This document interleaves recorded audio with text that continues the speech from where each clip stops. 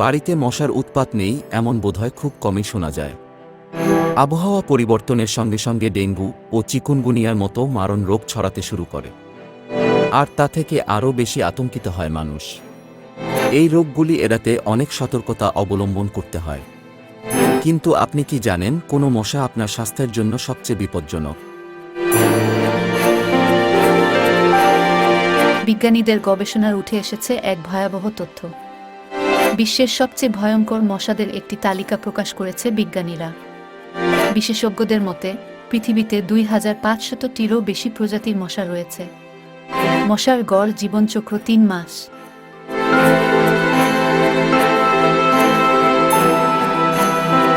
পুরুষ মশা মাত্র 10 দিন বাঁচে। বিশেষ ব্যাপার হল স্ত্রী মশা মারা যাওয়ার আগে 500টি ডিম পাড়তে পারে। চীনের সিচুয়ান প্রদেশে বিশ্বের সবচেয়ে বড় মশার সন্ধান পাওয়া গেছে। এই মশা দেখতে এতটাই বড় যে এর ডানার বিস্তার 11 সেন্টিমিটার পর্যন্ত।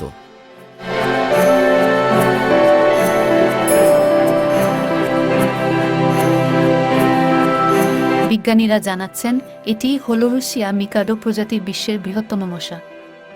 এই মশাটি খুবই বিষাক্ত। এর কামড়ের 20 সেকেন্ডের মধ্যে একজনের মৃত্যু হয়। তাহলে চলুন দেখে নেওয়া যাক বিশ্বের সবচেয়ে ভয়ঙ্কর মশার তালিকায় কাদের নাম রেখেছেন বিজ্ঞানীরা।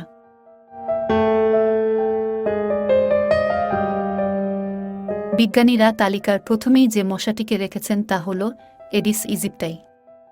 এই মশা জিকা, হলুদ জ্বর এবং ডেঙ্গুর মতো রোগ ছড়ায়। এই মশার প্রথম জন্ম আফ্রিকায়। বর্তমানে এই প্রজাতির মশা পৃথিবীর সব গরম দেশেই পাওয়া যাচ্ছে। এই মশা দিনের বেলায় সবচেয়ে বেশি সক্রিয় থাকে। গবেষণা অনুসারে মশা দিনের সবচেয়ে বেশি সক্রিয় থাকে সূর্যোদয়ের প্রায় 2 ঘন্টা পরে এবং সূর্যাস্তের কয়েক ঘন্টা আগে।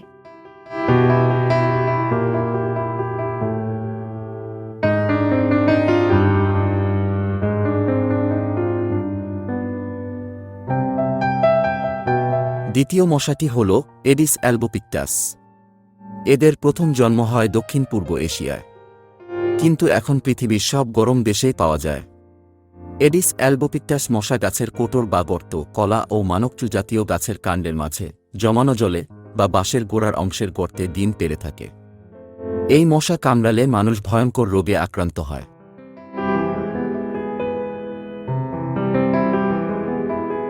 অ্যানোফিলিস গাম্বিয়া, একে আফ্রিকান ম্যালেরিয়া মশাও বলা হয়। বিশেষজ্ঞদের মতে এই প্রজাতির মশা রোগ ছড়াতে সবচেয়ে বেশি পারদর্শী। এই মশা ম্যালেরিয়া, ফাইলেরিয়াসিস এবং এনসেফালাইটিস ছড়ায়।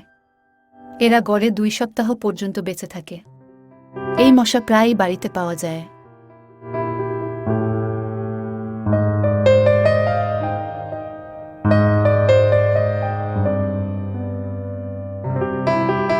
কিউলেক্স মশা। বিজ্ঞানীদের গবেষণার উঠে এসেছে বাড়িতে সবচেয়ে বেশি দেখা যায় কিউলেক্স মশা। তাদের জীবনচক্র গড়ে 15 দিন। তারা উঠতে খুব একটা পারদর্শী নয়। এগুলি ফাইলেরিয়াসিস এবং এনসেফালাইটিসের মতো রোগ ছড়ায়।